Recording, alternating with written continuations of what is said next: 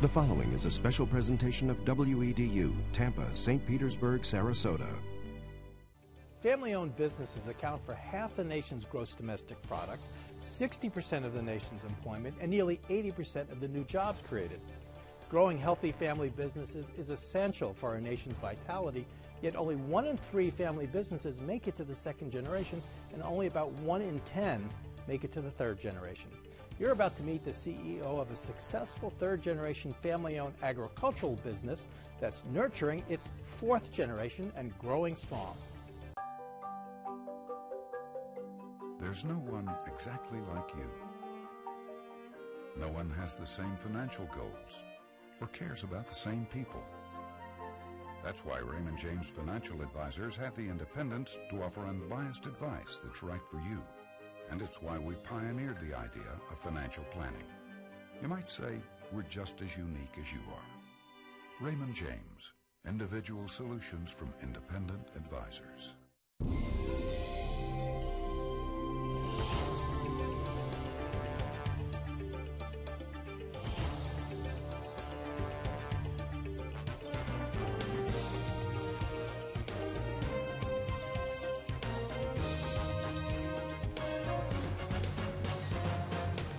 In the early 1900s, a newly arrived immigrant from Eastern Europe began selling fruit and vegetables from a pushcart in the streets of New York like thousands of other immigrants.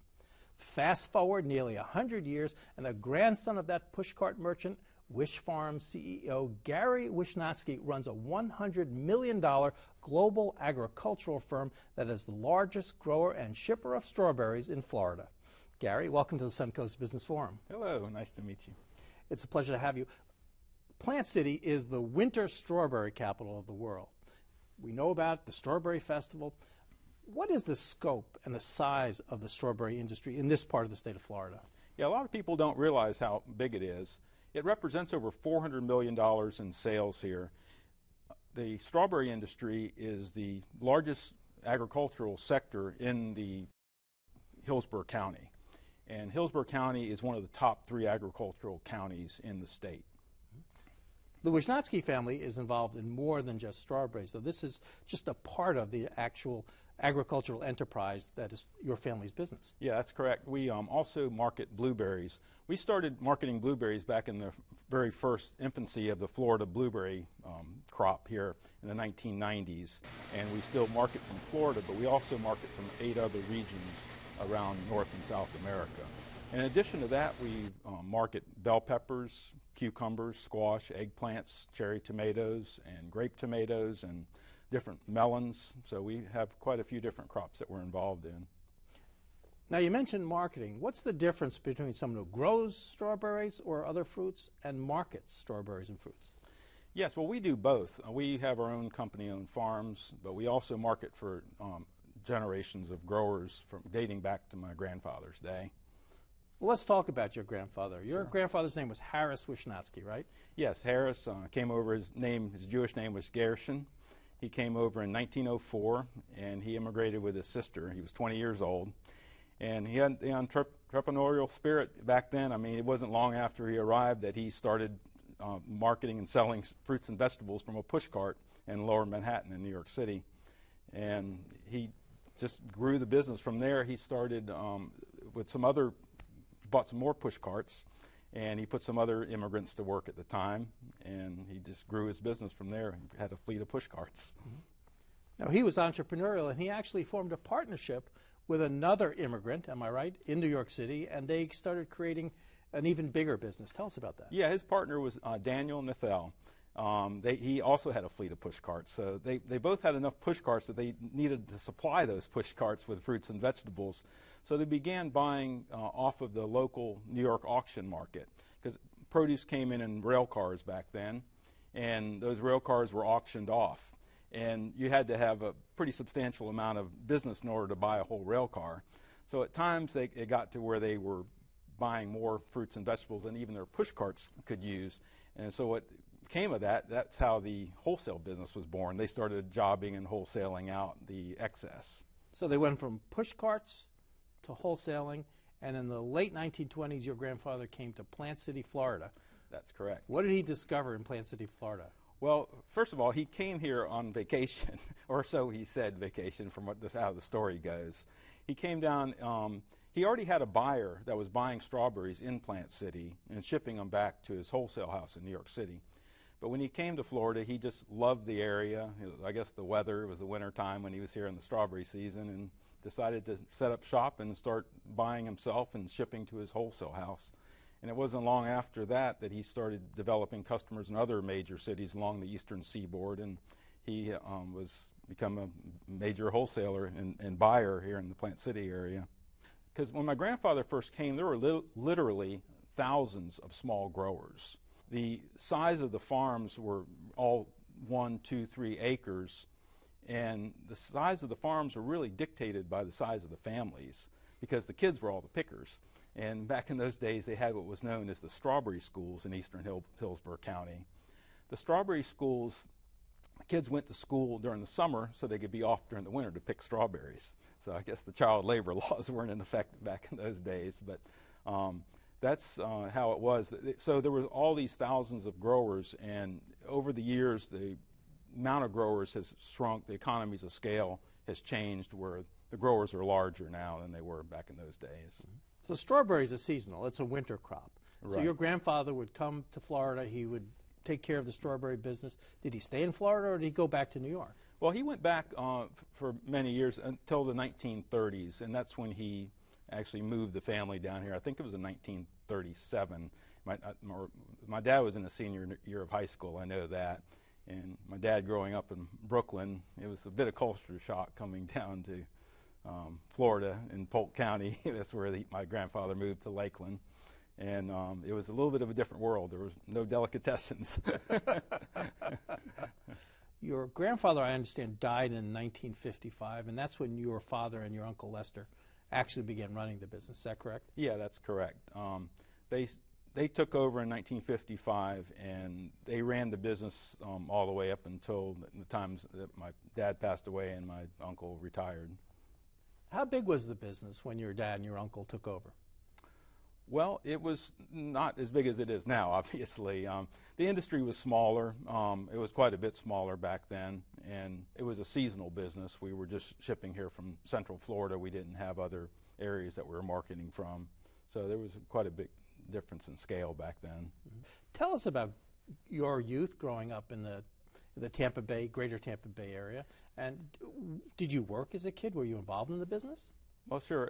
When growing up, I actually grew up in Tampa and went to school, high school in Tampa. But as a kid, I actually went to work with him most of the time on the weekends. He'd take me in, and my sister Yvonne, and we'd go over there, and he'd let us do some little menial jobs, pretty much just kind of busy work. But it kind of gave me the bug, where I wanted to go to work and earn a living. He'd pay me a little bit of money just as a little token on the side. So it was just really fond memories of that. Now, you actually went to work full-time for the business in 1974. Yeah. Tell us about how the business was operated, how big it was, and how that compares to what it is today. Well, in 1974, when I first started, the business hadn't changed a lot from my grandfather's day. We were operating in a building that was owned by Seaboard Coastline Railroad, and it was a wooden building on like a pier. And that's where the railroad cars would come in, and they'd have the siding there where they'd load the rail cars back in the old days. When I came to work, we no longer were loading rail cars in 1974. We were loading trucks back then. Well, the 1970s was a significant period of expansion for the state of Florida. A lot of in-migration, a lot of growth throughout the area. How did your business grow during this period of growth in the local economy? Yeah, the strawberry business actually was starting to grow a little bit. There was new, younger growers getting into the business back then. So the strawberry industry grew as well. I actually was fairly new in the business, but I convinced my father, uncle, and their New York partner that we needed to do some renovations and make some updates to our business facilities, which we did. And that sparked growth for us as well. I mean, we got some of the new young growers wanted to come to us because we had a modern facility, modern cooling techniques we were using, and we actually had forklifts loading things more modern way. In the 1980s, you implemented even more changes. You actually began growing strawberries versus distributing strawberries and marketing them. What kind of changes did you begin to implement in the 1980s? The big change that happened in the 1980s was a decision I made and pushed for, was to get into the farming business. Because up until that point, we were marketing for growers, and we were their agent and selling for them. But in the mid-1980s, and actually in 1987 to be exact, we started a company farm. And that gave us a nucleus of supply that we could count on from year to year. And the growers that we were marketing for, we continued marketing for, but we just had this little extra supply. And today, we still have some of the same families that I'm doing business with, that my grandfather did business with their grandfathers. So the whole legacy continues. Well, how did you find the balance between being a grower yourself as well as marketing and distributing for other growers? Yeah, that's an interesting question. I mean, I always treated our own farm like I would any other grower, and I think we did it very fairly over the years. And I think it made me probably a better marketer, because I really understood the growers' pain, because I was having their same pain when the market was bad and we weren't able to sell the berries, or weren't able to sell them at a profit anyway. So it made me, I think, work a little harder at it, because I felt what they were feeling. In the late 1980s, you actually purchased the firm outright from your uncle and from your father. How big was the company then, and what kind of changes were you able to make once you were fully in charge? Sure. Well, the industry was maybe about a third of the size it is now, and we were not marketing year-round. So it was, the economies, the scale was different. So, and our percentage of the industry was about the same. So we were quite a bit smaller even in the 1980s when I started taking over and actually running the business. The real changes really came about after 2001, though. That's when things really changed. What happened then? In 2001, I split with my New York partners, the Nethel family. They were actually the third generation was running the wholesale house in New York, and I was running a farming and shipping operation from Florida. So we had different visions of where the company should go, and it just was the right time, and we both went our separate ways. The split was very amicable. I mean, I'm still doing business with them, selling them product, but we're each running our own businesses how it should be. When the split occurred, we were an 80-year-old company, and we were acting like an 80-year-old company and doing business like an 80-year-old company. But the split, it was almost like a rebirth. It got my entrepreneurial spirits flowing, and there was a lot of innovation that came out of that period right after that, and we were acting like a startup, really. It was kind of an exciting time. Well, as a sole business owner, are there any other advisors or resources that you use to help you?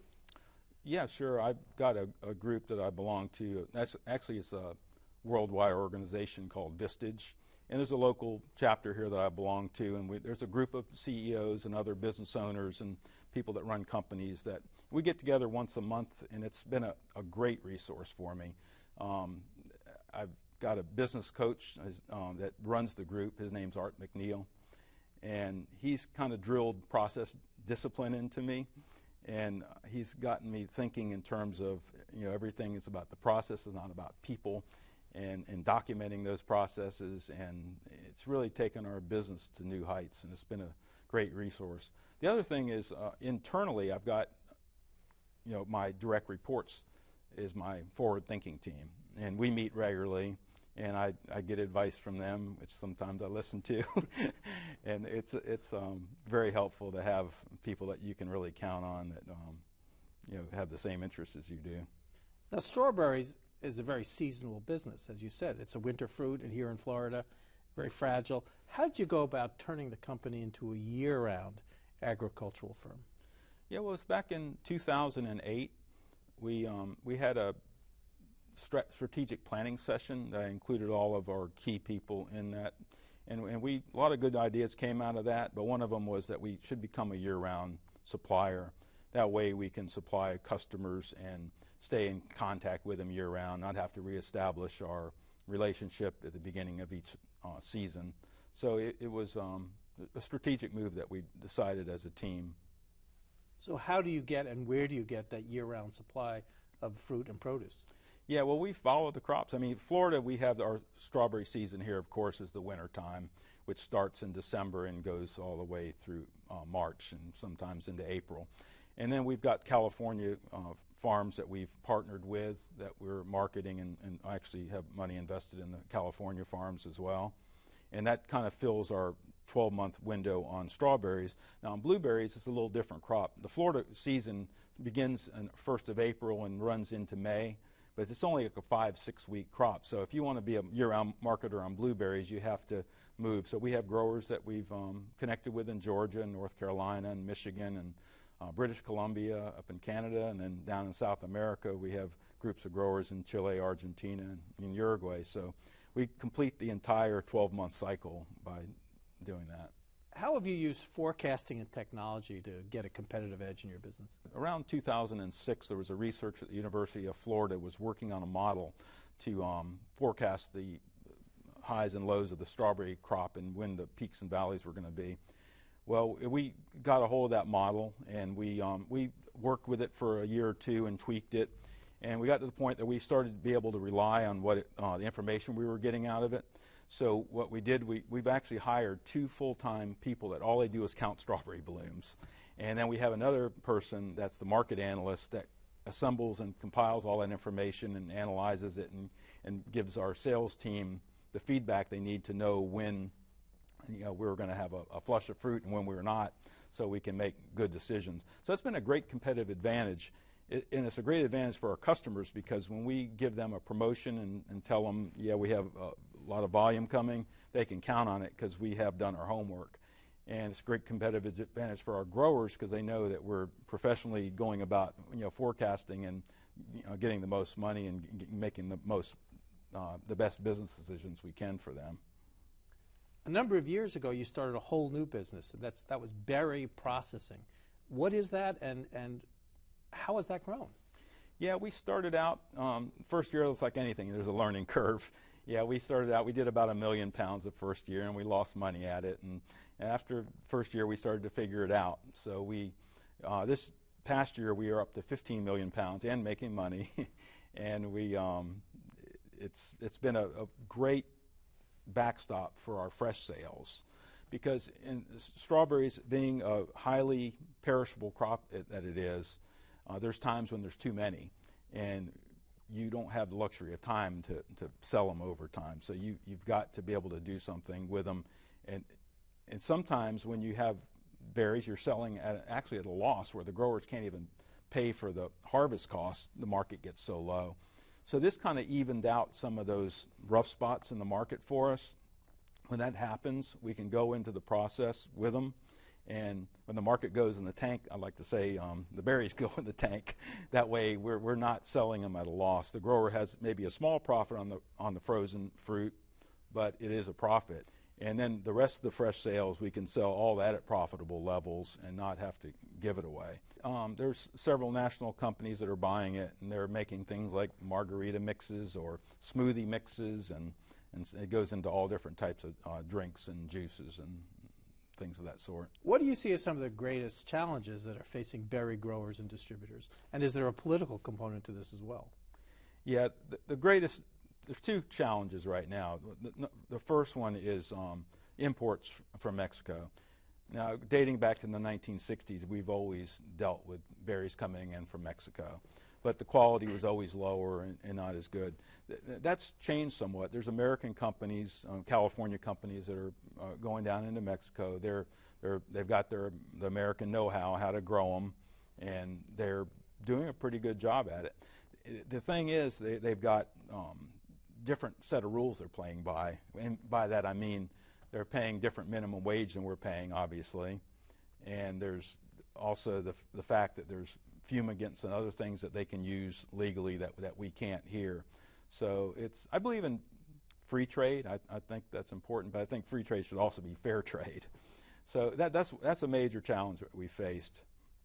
They've kept a lid on prices on us for the last couple of years. The other thing we're really challenged with right now is labor. And this is a nationwide problem. It's not just a Florida or just a Florida strawberry problem. Nationwide, farms are short labor.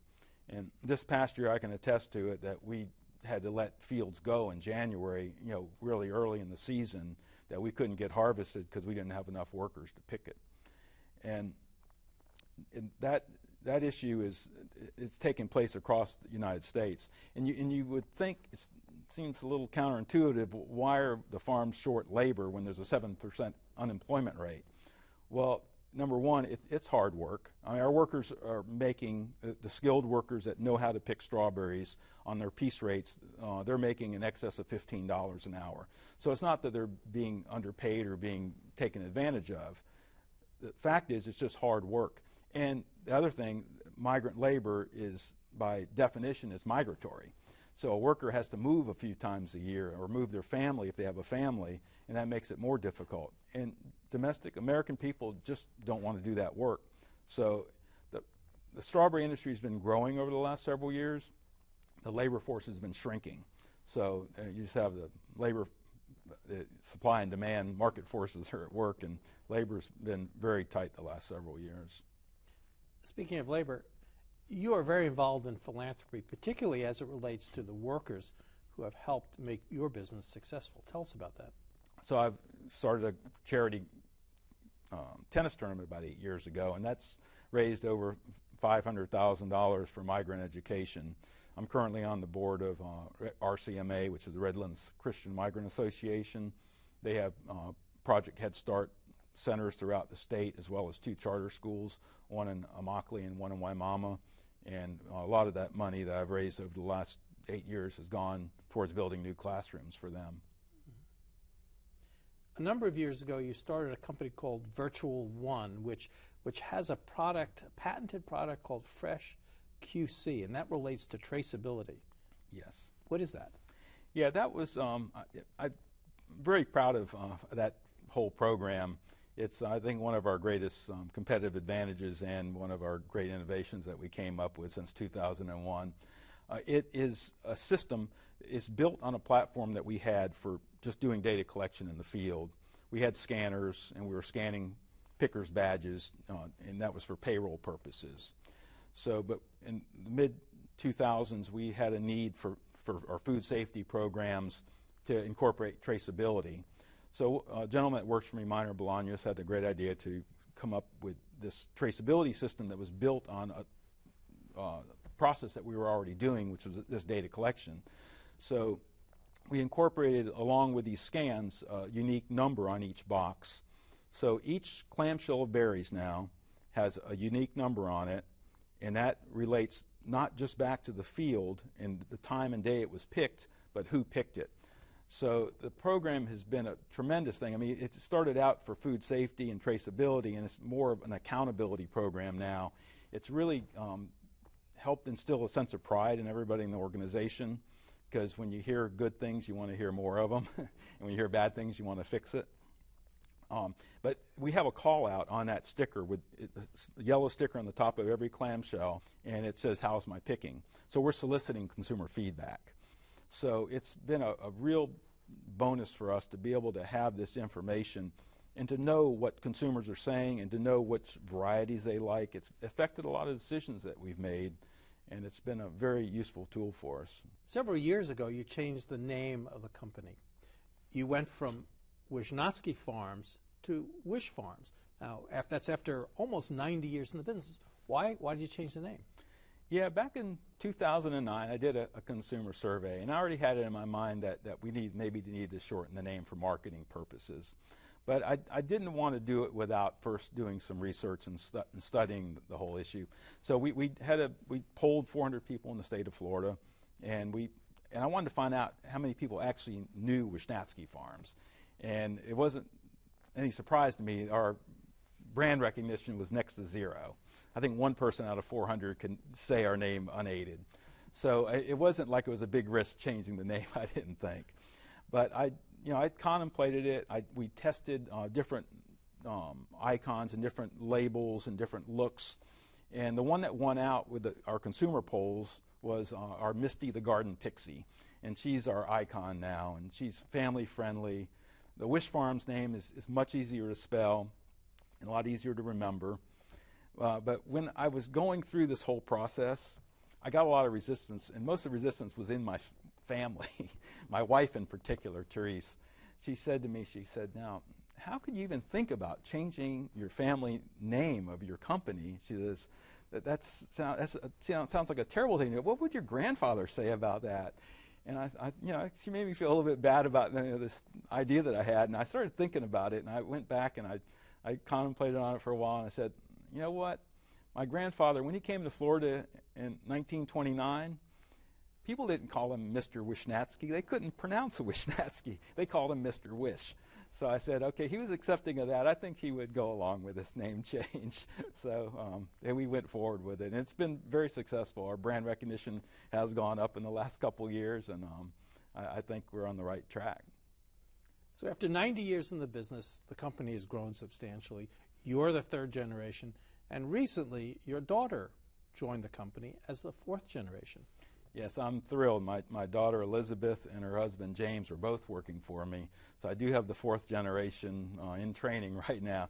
But they have both, they're a great joy to work with. They both have taken to the business very naturally. My son-in-law James is a great salesman. He's very well trained, but he's also just a good person to talk to. So I mean, I can see how he handles customers. He does a great job. My daughter Elizabeth is in our marketing department doing PR and social media, and she's a natural at that. But she's also very business savvy, and she really does understand the business and the whole concept of what we're doing, and I'm really impressed with both of them. Well, Gary, I'd like to thank you very much for being our guest today. Oh, it's my pleasure. If you'd like to see this interview again or any of the CEO profiles in our Suncoast Business Forum archive, you can find them on the web at wedu.org/SBF. Thanks for joining us for the Suncoast Business Forum.